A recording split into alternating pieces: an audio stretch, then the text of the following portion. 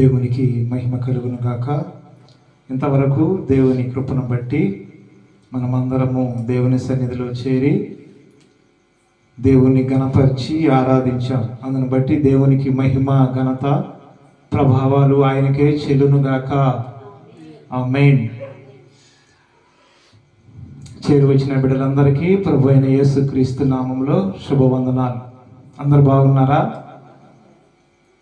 దేవుడు మిమ్మల్ని అందరినీ దీవించి ఆశీర్వదించునుగాక. ఆమేన్. రండి వాక్యాన్ని ధ్యానించుకుందాం.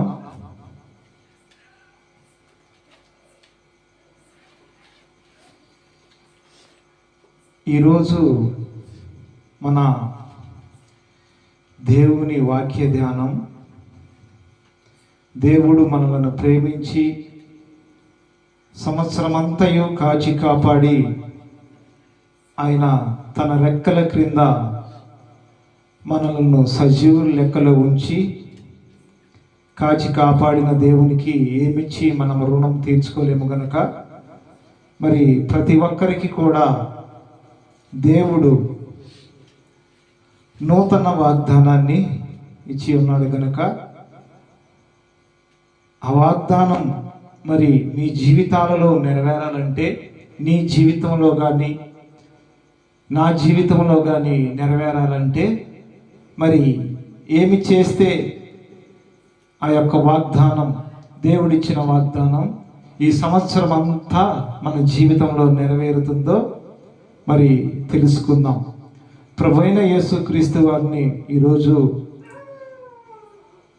మోకరించి ప్రార్థన చేసినప్పుడు దేవుడు నాతో మాట్లాడిన మాట, ఈ సంవత్సరంలో మరి వాగ్దానాలు చాలామంది తీసుకొని ఉన్నారు కదా, మరి నీవు కూడా తీసుకొని ఉన్నావు కదా, మరి ఆ వాగ్దానం నీ జీవితంలో కానీ అనేక మంది జీవితాల్లో నెరవేరాలంటే మరి కొన్ని మాటలు, హెచ్చరిక మాటలు నేను తెలియపరుస్తానని దేవుడు నాతో సూటిగా మాట్లాడినాడు గనక ఆ మాటలే మీ ఎదుట ఉంచుతాను.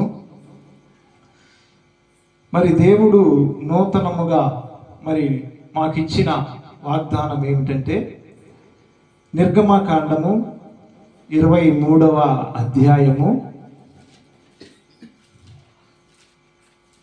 నిర్గమకాండము 23వ అధ్యాయము 20వ వచనం చదువుతాను. ఇదిగో త్రోవలో నిన్ను కాపాడి నేను సిద్ధపరిచిన చోటుకు నిన్ను రప్పించుటకు ఒక దూతను నీకు ముందుగా పంపుచున్నాను. ఈ వాక్యాన్ని ధ్యానించుకునే ముందు ప్రార్థన చేసుకొని దేవుని సహాయాన్ని అడుగుదాం. ప్రతి ఒక్కరు కూడా దేవుడు నాతోనూ మనందరితో మాట్లాడులాగున దేవుని చిత్తం ఏమిటో మరి దేవుణ్ణి అడుగుదాం. ఆయన సన్నిధిలో మరి ప్రార్థన చేస్తే దేవుడు తప్పకుండా విని మరి నీ జీవితంలో ఆ వాగ్దానం నెరవేరాలంటే, ప్రభువా నువ్వు నాతో మాట్లాడు, ప్రభువా నా కుటుంబంతో మాట్లాడయ్యా అని ప్రతి ఒక్కరు కూడా వ్యక్తిగతంగా ఆ వాగ్దానం మన జీవితంలో నెరవేరునట్లుగా ప్రార్థన చేద్దాం. స్తోత్రం, స్తోత్రం, స్తోత్రం, స్తోత్రములు నాయనా. పరిశుద్ధుడా, సర్వోన్నతుడా, సర్వాధికారం కలిగిన దేవా, నీకు మహిమ చెల్లిస్తున్నాం ప్రభువా. నీ కృపలో నా తండ్రి మేమందరము నీ సన్నిధిలో చేరటానికి నీవు కృప చూపించి నడిపించావు దేవా. నీకు వందనాలు నాయనా. అయా మా జీవితాంతము వరకు నా ప్రభువా నీ సన్నిధిలోనే మమ్మల్ని అందరినీ స్థిరపరిచి బలపరిచి మేము ఈ లోకము విడిచేంత వరకు కూడా నీ ఆత్మ, నీ కాపుదల మాకు తోడయించి నడిపించమని ప్రార్థన చేస్తున్నామయ్యా. ఏ విషయంలో కూడా మేము త్రోవ తప్పిపోకుండా నీకు నమ్మకముగా ఉంటూ నీ పరిచర్యలో కానీ అయా నీవు ఇచ్చిన ఆజ్ఞలలో కానీ ఏది తప్పిపోకుండా నీ మాటకు లోబడే మనస్సు, హృదయము మా అందరికీ దయచేయమని ప్రార్థన చేస్తున్నామయ్యా. ఇదిగో నా తండ్రి, మీరు ఈ సంవత్సరం మాకిచ్చిన నూతన వాగ్దానాన్ని మరి మా జీవితంలో నెరవేరాలంటే మేమేమి చేయాలో సూటిగా తేటగా మా అందరితో మాట్లాడమని ప్రార్థన చేస్తున్నామయ్యా. సహాయము దయచేయండి.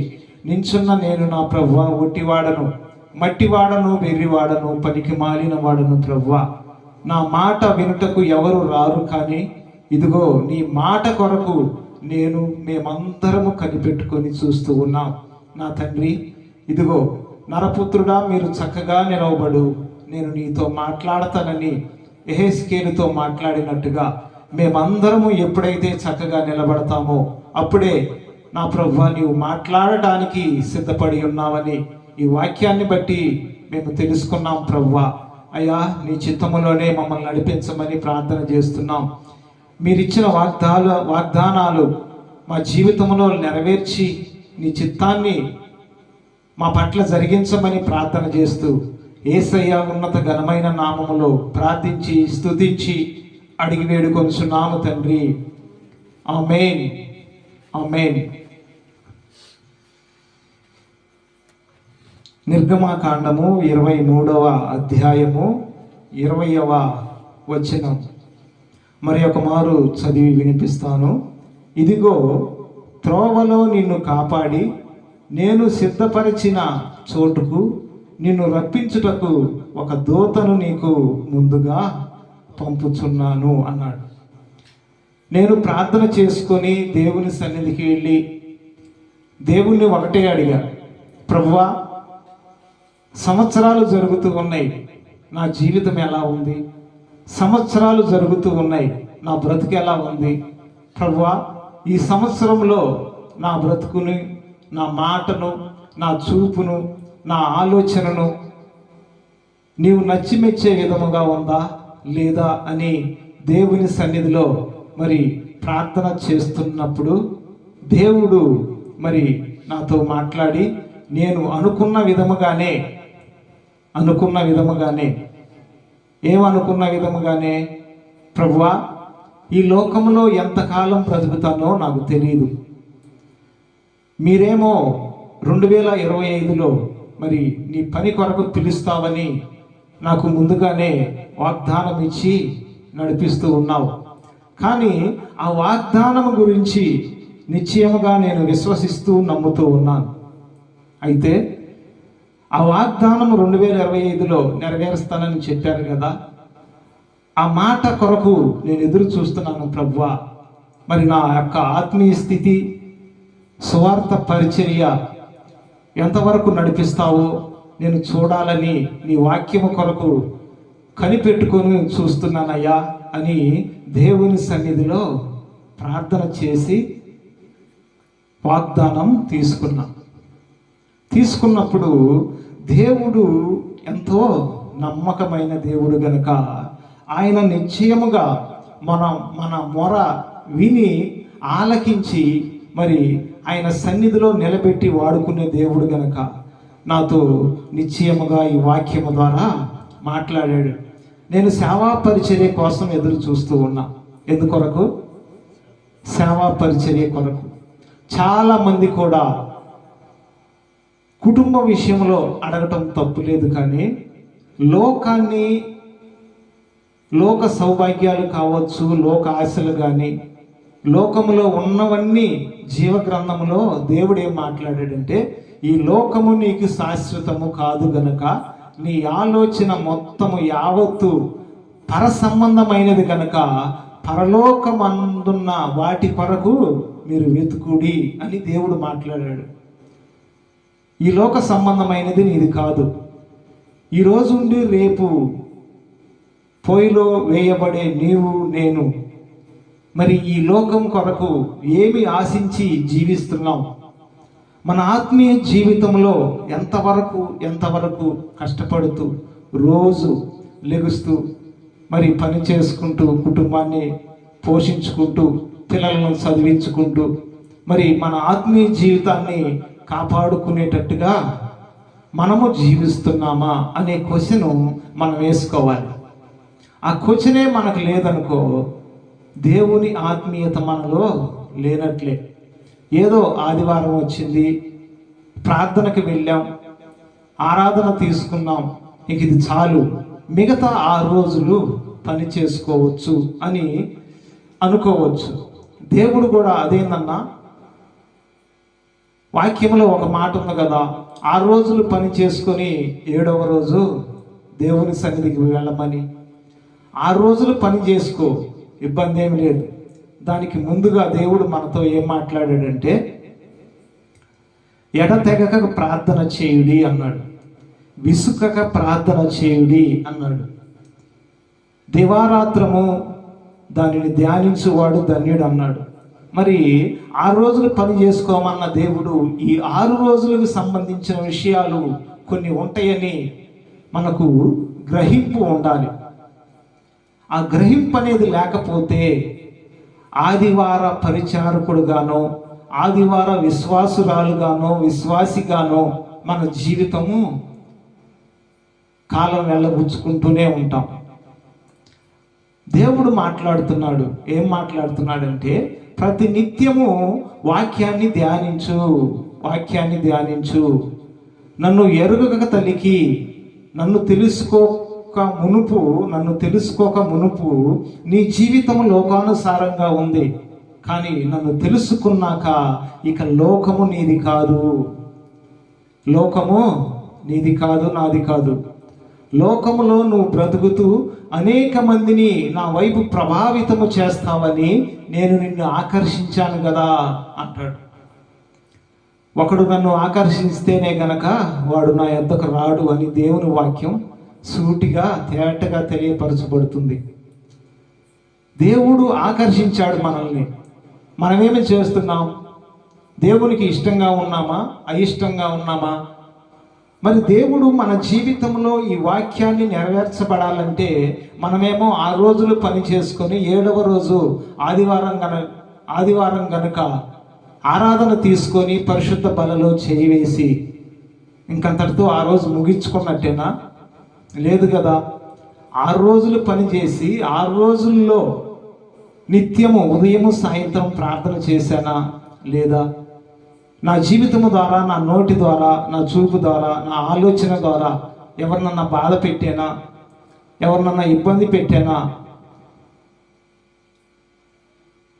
అనే ఆలోచన మనకు కనుక కలగకపోతే నువ్వు ఎన్ని సంవత్సరాలు దేవుని సన్నిధికి వెళ్ళినా అది వ్యర్థమే. దేవుడు నా జీవితంలో నేను అడిగినది ఏంటి? న్యాయమైన కోరిక అడిగా. ఏమని అడిగానంటే, ప్రభువా, నా జీవిత కాలంలో సగభాగము 40 సంవత్సరాలు వ్యర్థంగా లోకములోనే గడిపాను, లోకాశల్లోనే జీవించాను. ఇదిగో నీ పని చేయాలని ఎప్పటి నుండో ఆశ ఉంది కదా. నీ సేవా పరిచర్య చేసి అనేక మంది ఆత్మలను నీ వైపు నడిపించాలని ఆశ కలిగి ఉన్నాను కదా. ఆ ఆశ ఇదిగో నా ప్రభువా నెరవేర్చమని నీ సన్నిధిలో వేడుకుంటున్నానయ్యా అని ప్రార్థన చేశాను. ప్రభువా, 40 సంవత్సరాలు చక్కగా కాపాడావు.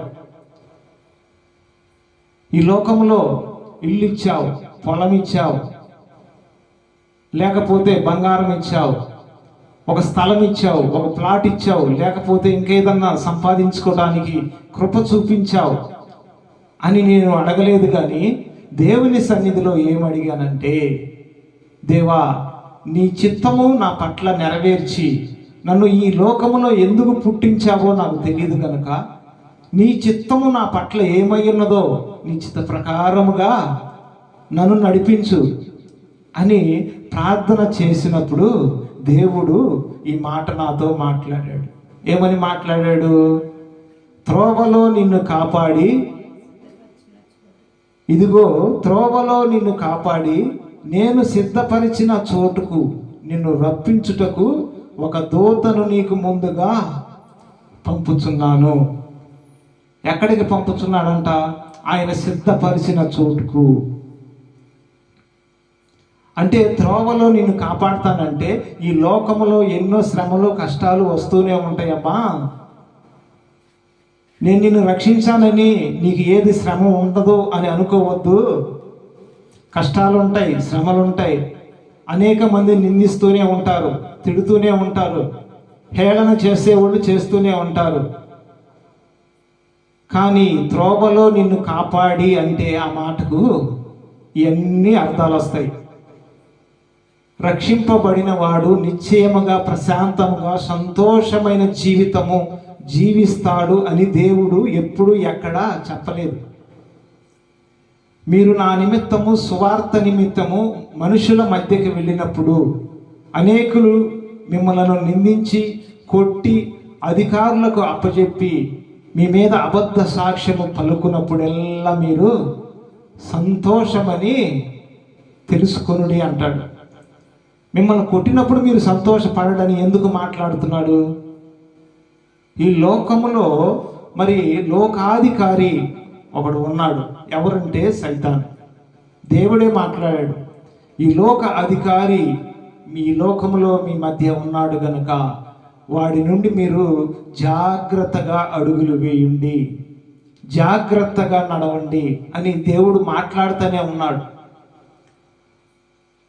ఈ వాక్యం మన జీవితంలో నెరవేరాలంటే మనం ఎలా ఉంటున్నావు అనే క్వశ్చన్, అనే ప్రశ్న మనం వేసుకోవాలి.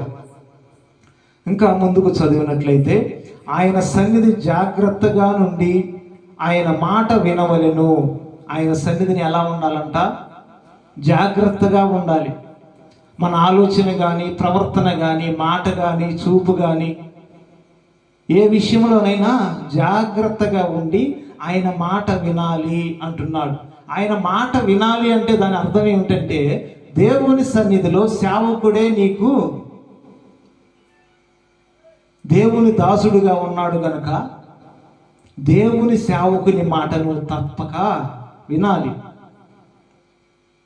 దేవుడు అంటాడు, ఒకడు నేను భూమి మీదకి వచ్చినప్పుడు మీరు నా నిమిత్తము చాలా చేశారు, నేను ఆకలి కొని ఉంటిని నాకు ఆహారం పెట్టితిరి, నేను దప్పికొని ఉంటిని నాకు మంచినీళ్ళు ఇచ్చారు, నాకు వస్త్రము లేనప్పుడు నాకు వస్త్రాన్ని ఇచ్చారు అని లూకాసు వార్తలో మనం చూస్తాం. అయితే వీళ్ళు ఏమంటారంటే, విశ్వాసులు, పరిచారకులు, సేవకులు ఏమంటారంటే, ప్రభువా నీవు ఆకలి కొని ఉన్నప్పుడు మేము నీకు ఎప్పుడు ఆహారం పెట్టాము, నీవు దప్పికొని ఉంటే మేము ఎప్పుడు నీకు మంచినీళ్ళు ఇచ్చాము, నీకు వస్త్రము లేనప్పుడు నీకు వస్త్రం మేము ఎప్పుడు ఇచ్చామంటే, దేవుడు అంటున్న మాట ఏమిటో తెలుసా? ఇదిగో ఈ నా కుమారులలో వీరికి చేశారు గనక వీరికి చేసిన విధమునే నాకు చేసినట్లే, వీరికి ఏది చేస్తే అది నాకు చేసినట్లే అన్నాడు దేవుడు. ఆ మాటను బట్టి ఈ వాక్యం అర్థమవుతుంది. ఏం వాక్యం అర్థమవుతుంది? ఆయన నా సన్నిధిని జాగ్రత్తగా ఉండి ఆయన మాట వినవలెను అన్నాడు. దేవుడు ఒక పరిశుద్ధుల్ని ఏర్పాటు చేసుకొని ఆయన వాళ్ళ నోట నుండి పలికిస్తూ ఉంటాడు ప్రతి మాట. ఏదైనా దేవుడు డైరెక్ట్గా ఎప్పుడు ఎవరితో మాట్లాడలేదు, కానీ ఆయన నిలబెట్టుకున్న వ్యక్తులతో మాట్లాడతాడు. వాళ్ళతో మాట్లాడి వాళ్ళని నిలబెట్టుకొని కూర్చున్న వ్యక్తులతో, విశ్వాసులతో కానీ, పరిచారకులతో కానీ, లోకముతో కానీ మాట్లాడతాడు. మోషే నువ్వు నా సేవ చేయాలని పిలిచాడు. మోషేని పిలిచాడా? అందరిని పిలిచాడా? మోషేని పిలిచాడు. ఒక వ్యక్తిని పిలుచుకున్నాడు. దేవుడు అతనితో మాట్లాడి అనేక విషయాలు వాళ్ళతో పంచుకోవటానికి దేవుడు కృప చూపించాడు. అలాగే దేవుడు నీతో మాట్లాడుతున్నాడు కదా, మరి నాతో ఎందుకు మాట్లాడలేదు అని నువ్వు అనుకోవచ్చు. నీతో మాట్లాడట్లేదంటే నీలో ఏదో లోపం ఉంది అని అర్థం. నీతో దేవుడు మాట్లాడాలని నిశ్చయముగా ఎదురు చూసి ప్రార్థన చేయి, అప్పుడు దేవుడు మాట్లాడతాడు. దేవుడు పక్షపాతి కాడు, దేవుడు పక్షపాతి కాడు. ఆయన అందరితో మాట్లాడతాడు. ఈ లోకంలో మనము ఒక ఎమ్మెల్యే కానీ ఒక సీఎంను కానీ కలవాలంటే మనం ఎదురు చూస్తాం. ఆయన అపాయింట్మెంట్ కోసం ఎదురు చూసి ఆయన నాతో మాట్లాడాలి, నా బాధ ఏదో చెప్పుకోవాలి అని ఎదురు చూస్తాం. ఆయన పిలిచిందాక ఎదురు చూస్తాం. అలాగే మనం దేవునితో మాట్లాడాలంటే ప్రార్థన కంపల్సరిగా చేయాలి. ప్రార్థన జీవితం ఎప్పుడైతే మనం కలిగి ఉంటామో దేవుడు ప్రతి ఒక్క వ్యక్తితో మాట్లాడుతూనే ఉంటాడు. నాతో దేవుడు మాట్లాడలేదు అని అనుకున్నామంటే నీలో ప్రార్థన జీవితము లేదని. దేవుడు నాతో సరిగా మాట్లాడట్లేదు, నా ప్రార్థనకు జవాబు రావట్లేదు, నేను ఒకరి గురించి ప్రార్థన చేసినప్పుడు ఆ ప్రార్థన ఫలించట్లేదు, వాళ్ళు స్వస్థత నొందట్లేదు అని నువ్వు వెనకడుగు ఎప్పుడు వేయకూడదు. యుద్ధరంగంలో అడుగు పెట్టాం.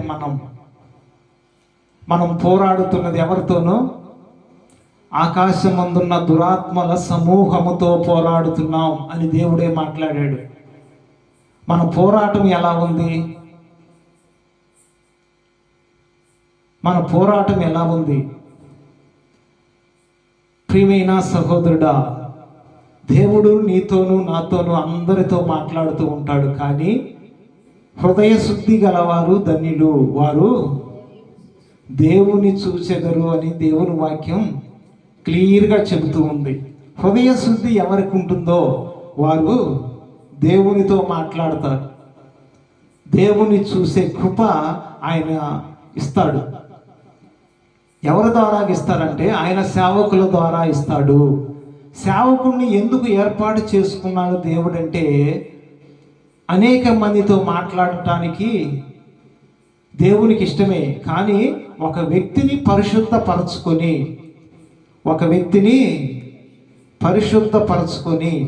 ఇక్కడ ఒక వాక్యాన్ని మీకు చూపిస్తాను. లూకాసు వార్త 24వ అధ్యాయము 49వ వచనం.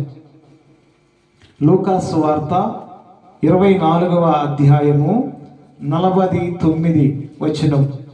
ఇదిగో నా తండ్రి వాగ్దానము చేసినది మీ మీదకి పంపుచున్నాను, మీరు పైనుండి శక్తి పొందు వరకు పట్టణములో నిలిచియుండుడని వారితో చెప్పెను. ఈ వాక్యాన్ని బాగా అర్థం చేసుకున్నట్లయితే దేవుడే వారితో మాట్లాడుతూ ఉన్నాడు. ఇదిగో సువార్త పరిచర్య చేయాలనుకుంటున్నావా? ఒకరింటికి వెళ్ళి ప్రార్థన చేయాలనుకుంటున్నావా? ఒక ఆత్మను దేవుని వైపు నడిపించాలని ఆశ కలిగి ఉన్నావా? అయితే నీ శక్తి చాలదు. నన్ను వెంబడించు, నాతో ముచ్చటించు, ప్రతినిత్యము ప్రార్థన చెయ్యి. నేను చెప్పినప్పుడు నువ్వు వెళ్ళి వారి గురించి ప్రార్థన చేసినప్పుడు ఆ కార్యము జరిగిద్దని దేవుడే మాట్లాడుతున్నాడు. మరి ఒక మారు చదువుదాం. ఇదిగో నా తండ్రి వాగ్దానము చేసినది మీ మీదకు పంపుచున్నానన్నాడు. ఎవరు వాగ్దానం చేశాడు? యెహోవా దేవుడు ఆయన ప్రియకుమారుడైన ప్రభువైన యేసుక్రీస్తు వారికి వాగ్దానము చేసినది మీ మీదకు పంపుచున్నాను అన్నాడు. పరిశుద్ధాత్మ శక్తిని, ఆ యొక్క కృప యేసుక్రీస్తు మీద ఉంది కనుక ఆ యేసుక్రీస్తు మీద ఉన్న ఆ పరిశుద్ధాత్మ శక్తిని మీ మీదకు పంపుచున్నాను.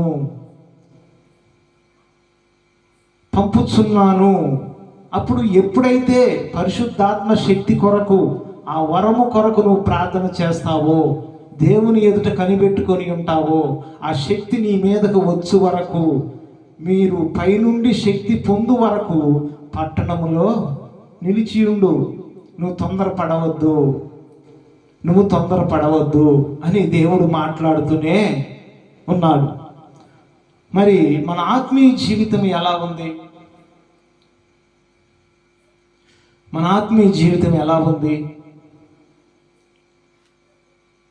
ఇప్పుడు నేను తొందరగా సేవకుడిని అవ్వాలి, 100 మందిని సంఘం కట్టాలి అని ఆశపడవచ్చు. కానీ అది నా తొందరపాటు వల్ల జరగదు. అది ఎవరి వల్ల జరగదు? దేవుని చేతిలోకి తీసుకోవాలి. దేవుడు దినదినము మనల్ని చెక్కుతూనే ఉండాలి. మన ఆశ, మన కోరిక, మన తలంపు ఎప్పుడైతే దేవునికి ఇష్టపూర్వకంగా మలుచుకుంటామో అప్పుడే మనము చెక్కబడతాం. దేవుని సన్నిధిలో నిందలు లేని వ్యక్తిగా ఉండి నిందారహితంగా ఉండి ఎప్పుడైతే మనం ప్రార్థన చేస్తామో అప్పుడే ఆయన సన్నిధి మనలో ఉండి ఆ కార్యము జరిగించడానికి దేవుడు కృప చూపుతాడు. దేవుడు నాకు ఇచ్చిన వాగ్దానము ఏమంటున్నాడు? త్రోవలో నిన్ను కాపాడి నిన్ను రప్పించుటకు ఒక దూతను నీకు ముందుగా పంపుచున్నాను అన్నాడు. అది ఎప్పుడు జరిగిద్ది? తగు సమయం వచ్చినప్పుడు జరిగిద్ది. ఏంది ప్రభువా, ఈ సంవత్సరం నాకు ఈ వాగ్దానం ఇచ్చావు కదా అని నేను తొందరపడి అడగటానికి లేదు. దావీదును దేవుడు ఎప్పుడు అభిషేకించాడు? ఏ వయసులో అభిషేకించాడు? చిన్న వయసులో అభిషేకించాడు. రాజు అయింది ఎప్పుడు? ఇంచుమించు 30 సంవత్సరాలు దాటి ఉండొచ్చు. అభిషేకం ఇచ్చేది వేరు. అభిషేకం ఇచ్చిన తర్వాత దేవుడు కొన్ని కొలతలు వచ్చిందాకా ఆపుతాడు. ఆయన కొలత కనుక రాలేదంటే మాత్రం ఎన్ని సంవత్సరాలైనా ఆపుతాడు. ఆ కొలత రావాలంటే దేవుని చిత్తానికి మనం లోబడాలి. ఎవరి చిత్తానికి? దేవుని చిత్తానికి మనం ఎప్పుడైతే లోబడతామో అప్పుడు తొందరగా నీ ఆత్మీయ జీవితం కట్టబడుతుంది. మనం ఎంత వయసు వచ్చినా కానీ మన జీవితం కట్టబడట్లేదంటే మన ప్రార్థన సరిగా లేదు, మన ఆత్మీయ జీవితం సరిగా లేదు. దేవుడు నిత్యము మనతో మాట్లాడుతూనే ఉన్నాడు, కానీ మనం దేవునికి సమీపముగా లేము. అందుకే దేవుని మాట మనకు తాకటం లేదు. ప్రియమైన దేవుని బిడ్డ, సహోదరి సహోదరుడా, నువ్వు ఎక్కడి నుండి ఈ వాక్యాన్ని వింటున్నావో, దూరాల నుండి వింటున్నావా, దగ్గర నుండి వింటున్నావో నాకు తెలియదు, కానీ దేవుడు నీ జీవితంలో ఇచ్చిన వాగ్దానము నెరవేరాలంటే నువ్వు నిత్యము ప్రార్థన చేయాల్సిందే. దేవుడు ఇచ్చిన వాగ్దానము ఎమ్మటే నెరవేరదు, సమయం పట్టిద్ది. మనలో ఇంకా ఏమన్నా లోపాలు ఉన్నాయేమో, మనం సరి చేసుకోవాల్సిన విషయాలు ఇంకా ఏమన్నా ఉన్నాయేమో, అన్ని దేవుని ఎదుట ప్రతిదీ ఒప్పుకుంటూ దేవుని ఎదుట నిందారహితుడిగా ఎప్పుడైతే మనం ఉంటామో ఆ వాక్యము మన జీవితంలో నెరవేరుతుంది. దావీదు అభిషేకించబడ్డాడు, రాజుగా నియమింపబడటానికి దేవుడు ఎన్నో సంవత్సరాలు చెక్కుకుంటూ వచ్చాడు, అనుభవాలు చూపించాడు. గొలియాతుతో పోరాడటానికి, గొలియాతు చాలా ఎత్తుగల వ్యక్తి, బలం గల వ్యక్తి. ఆ వ్యక్తిని మరి పోరాడి ఓడించటానికి దావీదుకు శక్తి లేదు, కానీ దావీదుకి తోడయ్యన్న దేవునికి ఆ శక్తి ఉంది. దావీదు ఇంచుమించు ఒక 5 అడుగులు ఉండొచ్చు, కానీ దేవుని శక్తి ఎప్పుడైతే దావీదు మీదకు వచ్చిందో అప్పుడే ఆ ఒడిసెల తీసుకొని, ఒక రాయి తీసుకొని ఆ రాయి అందులో పెట్టి, సైన్యములకు అధిపతి అయిన దేవా నీకే స్తోత్రము, ఇశ్రాయేలీలను నోటికొచ్చినట్టు తిడుతున్న ఈ ఫిలిష్తీయులు ఎక్కడా అని కోపము తెచ్చుకొని ఆ ఒడిసెలలో ఉన్న రాయి గిరగిర తిప్పి, యుద్ధము నాది కాదు ప్రభువా నీదే అని దేవునితో ప్రార్థిస్తూనే ఒకే ఒక దెబ్బ కొట్టాడు. అంతటి బలాఢ్యుడు కూడా నేల కూలి ఒరిగిపోయాడు. ఇశ్రాయేలీల జనాన్ని రక్షించుకోవడానికి దావీదును వాడుకున్నాడు. లేకపోతే ఆ రోజు ఇశ్రాయేలీల మీద యుద్ధం చేయటానికి ఆ గొలియాతు సైన్యము చాలా మంది వచ్చారు, కానీ దేవుడు ఏర్పాటు చేసుకొని తన ఉనికిలో ఉన్న బిడ్డలను రక్షించుకోవటానికి దావీదును ఏర్పాటు చేసుకొని దావీదును అలా నిలబెట్టి యుద్ధం జరిగించాడు. మనదేం లేదు, కానీ దావీదులో ఒక నీతిని దేవుడు చూశాడు, యథార్థతను చూశాడు, ప్రవర్తన చూశాడు, మంచితనం చూశాడు. ఆ మంచితనము, యథార్థత, పరిశుద్ధత ఎవరైతే కలిగి ఉంటారో వారితో దేవుడు నిత్యము మాట్లాడుతూనే ఉంటాడు. అది ఎటువంటి సమస్య అయినా, అది ఎటువంటి కలవరమైనా, అది ఎటువంటి భయమైనా దేవునికి అసాధ్యమా? లేదు కదా. మరి ఎందుకు కలవరం, ఎందుకు భయం?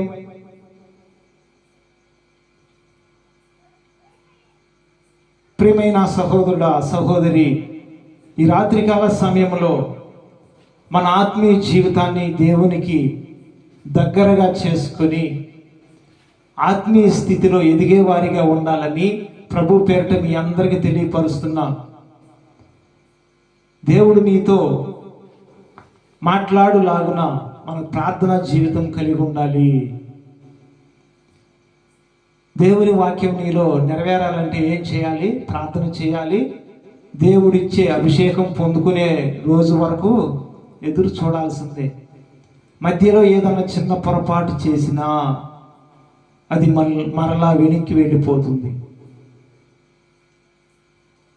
అబ్రహాము ఒకనొక దినమున దేవుని యొద్ద కూర్చొని మరి దేవుడు చేసిన కార్యాలు తలపోసుకుంటూ, ప్రభువా ఇదిగో నీ ఎదుట నేను ఒక బలిపీఠము పెట్టి గొర్రెలను ఎడ్లను కట్ చేసి నీ ఎదుట పెడతానని చెప్పి పెట్టి మరి చాలా సేపు కూర్చున్నాడు, ఎదురు చూస్తూనే ఉన్నాడు. దేవుడు అడిగాడు, అయ్యా నీకు ఆశీర్వాదం కావాలి కదా, ఇదిగో నేను నిన్ను ఆశీర్వదించబోతున్నాను అని చెప్పి దేవుడు అంటే, ఫలానవి బలిగా ఇవ్వమని దేవుడు ఒక మాట చెబుతాడు. చెప్పినప్పుడు అవి ఆ గొర్రెలు కానీ, ఆ యొక్క ఎద్దులు కానీ, మరి ఆ పక్షులు కానీ అవి మధ్యకు కట్ చేసి ఆ ఒక బల్ల మీద పరుండబెట్టి దేవుడు ఆస్వాదిస్తాడని ఎదురు చూస్తూ అక్కడ కూర్చుంటాడు. అయితే సైతాను తెలివిగా చూడు, అప్పటికప్పుడే నిద్రమత్తు కలగజేసిందంట. నిద్రమత్తు కలగజేసి ఊరకట్ట తూలాడు నిద్రమత్తు. దేవుని ఉగ్రత అబ్రహామును విడిచిపెట్టల. కొన్ని రోజులు దేవునితో మాట్లాడాల దేవుడు, అబ్రహాముతో మాట్లాడాల దేవుడు.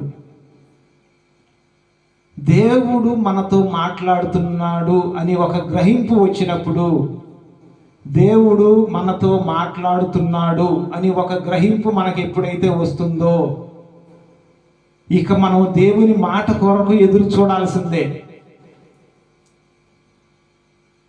ఉదయకాల సమయంలో నాతో ఒక వ్యక్తి ఇలా మాట్లాడుతున్నాడు. మరి ప్రార్థనకి వెళ్తున్నావు కదా, వాళ్ళతో మాట్లాడు, వీళ్ళతో మాట్లాడు అంటే, అయ్యా ఇది నా సొంత తెలివి కాదు, నేను ఇంతకు ముందు వాళ్ళని రక్షించాలి, వీళ్ళని రక్షించాలని వీళ్ళ చుట్టూ తిరిగి ఇంటిలు తిరిగి అడిగాను, కానీ రక్షించలేకపోయాను.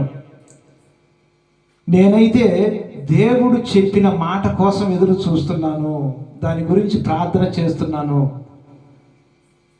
ప్రభువా ఎవరింటికి వెళ్ళి ప్రార్థన చేయమంటావు అని నేను నా ప్రార్థనలో వ్యక్తిగతంగా అడుగుతా. ఫలానా వ్యక్తి ఇంటికి వెళ్ళి ప్రార్థన చేయాలి అనుకుంటున్నాను ప్రభువా అని అడిగితే సమాధానం రాలేదంటే నేను వెళ్ళను. ఇది నిత్యం, ఇది నిజం. ఎందుకంటే నేను వెంబడిస్తున్న ఆత్మీయ దైవ సేవకులు కూడా అదే కొలతలో ఉన్నారు. నేను గ్రహించింది ఏంటంటే, నా ఆత్మీయ దైవ సేవకుల గురించి, వాళ్ళు ఎప్పుడు నిత్యము ప్రార్థనలో గడుపుతూ ఉంటారు, ప్రార్థన చేస్తూనే ఉంటారు.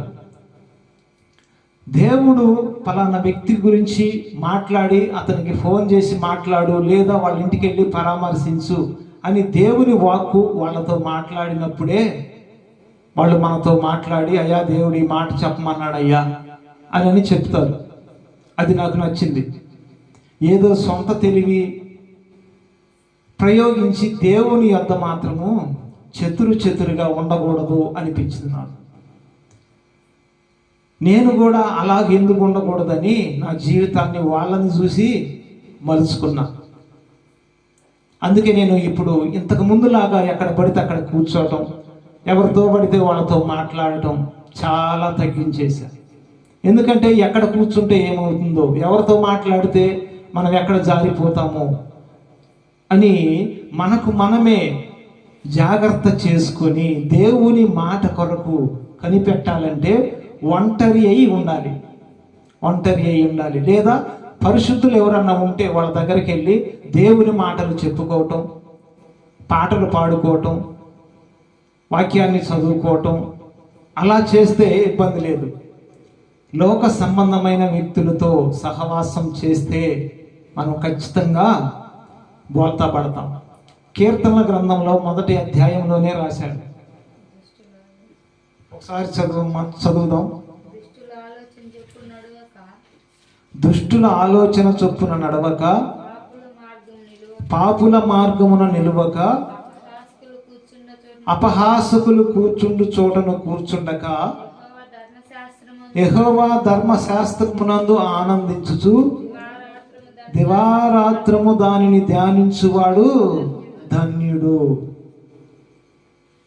దేవుడు తన బిడ్డలను ఏర్పాటు చేసుకొని అనేక మందిని పరలోక రాజ్యం వైపు నడిపించయ్యా అని దేవుడు పరలోకాన్ని నుంచి భూలోకానికి వచ్చి తన ప్రాణము పెట్టి తిరిగి లేచి అనేక మంది బిడ్డలను సువార్త చెప్పే పరిచర్య సువార్థికులుగా చేసి నలుదిక్కులకు పంపించాడు.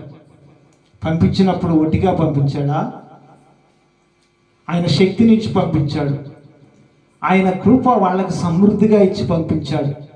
ఇదిగో తోడేళ్ల యొద్దకు మిమ్మల్ని పంపిస్తున్నానన్నాడు. దేవుడు కన్న బిడ్డలే కదా వీళ్ళందరూ. తోడేళ్లని ఎందుకని మాట్లాడాడు?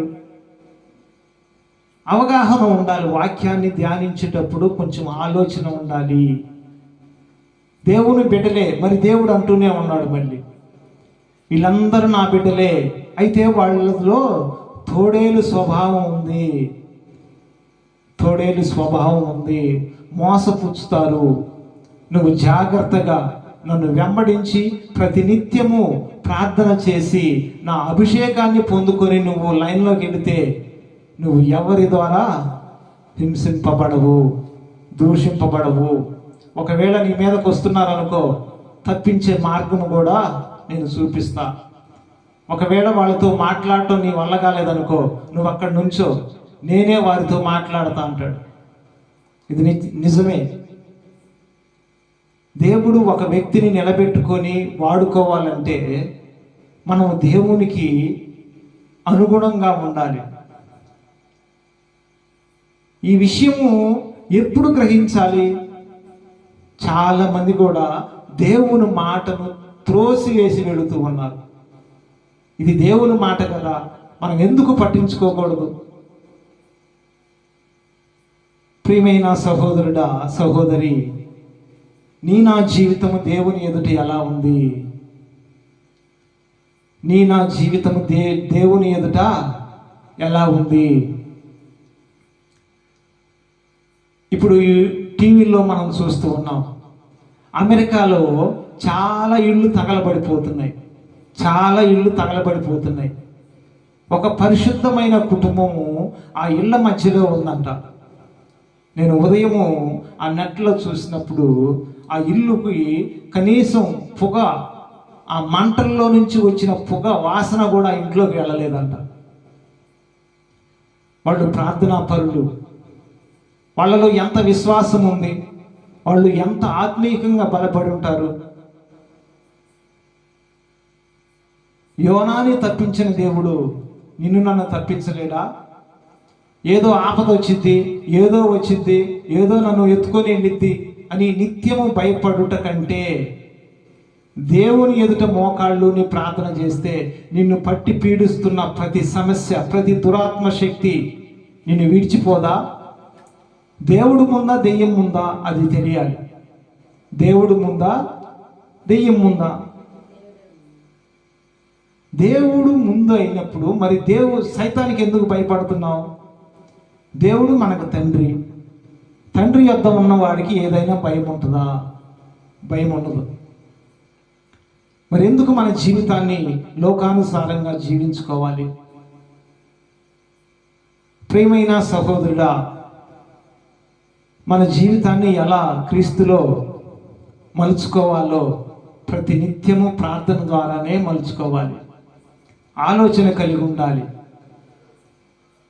ఎప్పుడైతే మనం ప్రార్థన చేయకుండా ఉంటామో అప్పుడే సైతాను మనలను పాడు చేయడానికి వెంటనే ఉంటాడు. ఏ రోజుకి ఆ రోజు మనం అన్నం ఎలాగైతే తింటామో అలాగే ప్రతినిత్యము విసుకక ప్రార్థన చేయాల్సిందే.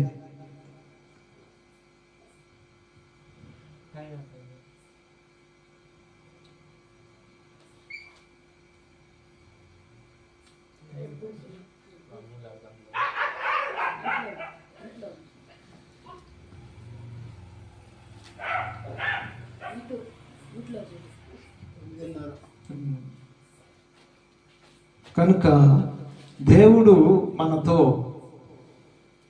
మాట్లాడిన ఈ నూతన సంవత్సర వాగ్దానం మన జీవితంలో నెరవేరాలంటే సమయం పట్టిద్ది.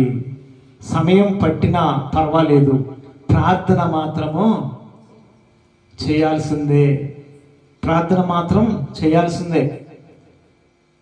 ప్రార్థన ఎప్పుడైతే మనం చేస్తామో అప్పుడే ఆ వాక్యము మొత్తము మన జీవితంలో నెరవేరుతుంది.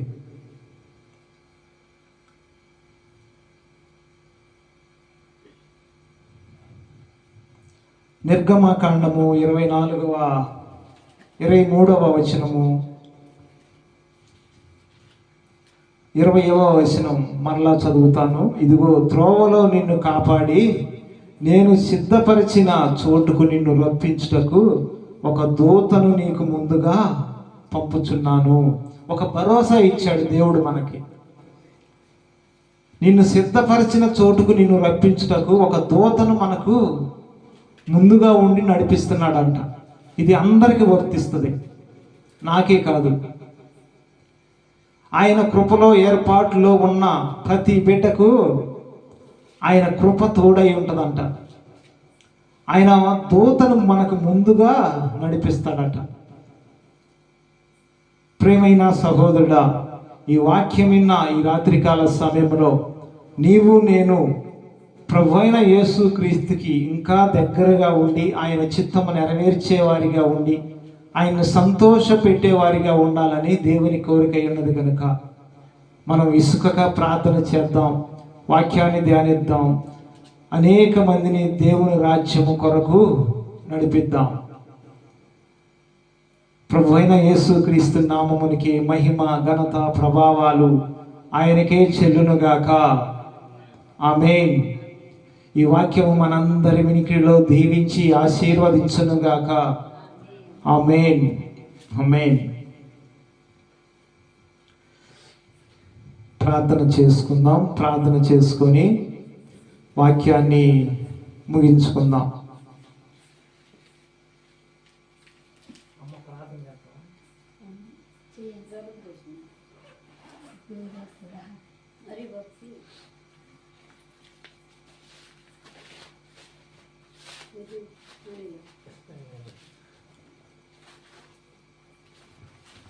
ప్రార్థన చేసుకుందాం. మన మధ్యలో మరి బాబు ఉన్నాడు, సహోదరుడు ప్రార్థన చేస్తాడు.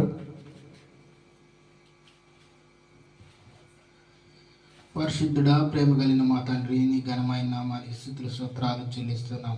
నాయన, నీ దాసుడిని నిలబెట్టుకొని పలికిన ప్రతి మాటను బట్టి నాయన తండ్రి వందనాలు, స్తుతులు స్తోత్రాలు చెల్లిస్తున్నాం. నాయన, చెప్పిన ప్రతి మాట నాయన తండ్రి వచ్చిన ప్రతి ఒక్కరిలోనూ నాయన నీరు కట్టి ఫలింపజేసి నాయన తండ్రి అభివృద్ధి చేయమని వేడుకొనుచున్నాం. నాయన తండ్రి, అదేవిధంగా మా గ్రామాన్ని నాయన తండ్రి ప్రతి కుటుంబాన్ని దర్శించండి నాయన తండ్రి. నీకు వందనాలు, స్తుతులు స్తోత్రాలు చెల్లిస్తున్నాం. ప్రతి కుటుంబము నాయన తండ్రి క్రైస్తవ కుటుంబముగా మార్చండి నాయన తండ్రి. నీకు వందనాలు, స్తుతులు స్తోత్రాలు చెల్లిస్తున్నాం. నాయన, వచ్చిన బిడ్డను నాయన ప్రతి ఒక్కరిని నాయన ఆశీర్వదించండి నాయన తండ్రి. మీ మెండైన దీవెనలతోటి నాయన తండ్రి వెళ్ళటానికి వారికి కృప చూపించండి నాయన తండ్రి. అదేవిధంగా నీ దాసును వాడుకున్న విధానాన్ని బట్టి నాయన నీకు వందనాలు, స్తుతులు స్తోత్రాలు చెల్లిస్తున్నాం. నాయన, ఇంకా నీ దాసుని నాయన తండ్రి అభివృద్ధి చేయండి నాయన తండ్రి. నీ ఆత్మాభిషేకంతో నాయన తండ్రి అభిషేకించి నాయన తండ్రి ఇంకా గొప్ప కార్యాలు చేయమని నాయన తండ్రి. అదేవిధంగా నాయన తండ్రి ఇచ్చిన కుటుంబాన్ని బట్టి కూడా వందనాలు, స్తుతులు స్తోత్రాలు చెల్లిస్తున్నాం. నాయన తండ్రి, ఈ గురువారపు ఆరాధన నాయన ప్రతి గురువారం నాయన నూరంతలుగా అభివృద్ధి చేయండి నాయన తండ్రి. నీకు వందనాలు, స్తుతులు, స్తోత్రాలు చేయొచ్చు, గొప్ప కార్యాలు చేయమని, నీకే మహిమ తెచ్చుకోమని నజరైన యేసుక్రీస్తు నామములో ప్రార్థించి అడిగి వేడుకొనుచున్నాం తండ్రి. ఆమేన్. ఆమేన్. పరలోకమందున్న మా తండ్రి, నీ నామం పరిశుద్ధపరచబడును గాక, నీ రాజ్యం వచ్చుగాక, నీ చిత్తము పరలోకమందు నెరవేరుచున్నట్లు భూమి అందును నెరవేరును గాక. మా అనుదిన ఆహారం నేడు మాకు దయచేయము. మా రుణస్థులను మేము క్షమించి ఉన్న ప్రకారం మా రుణములను క్షమించుము. మమ్మల్ని శోధనలోకి తేక దుష్టు నుండి కీడు నుండి తప్పించుము. ఎందుచేతనగా రాజ్యము, బలము, మహిమ, శక్తి సర్వం నిరంతరము నీవై ఉన్నావు తండ్రి. ఆమేన్. మన పరమ తండ్రి అయిన దేవుని కృప, ఆయన ప్రియ కుమారుడైన మన ప్రభు అయిన యేసుక్రీస్తు కృప, పరిశుద్ధాత్మ శక్తి సహవాసము ఇప్పుడును ఎల్లప్పుడును సదాకాలము ఆయన ప్రేమించు బిడ్డలందరి మీద తోడయుండి నడిపించునుగాక. ఆమేన్. ఆమేన్.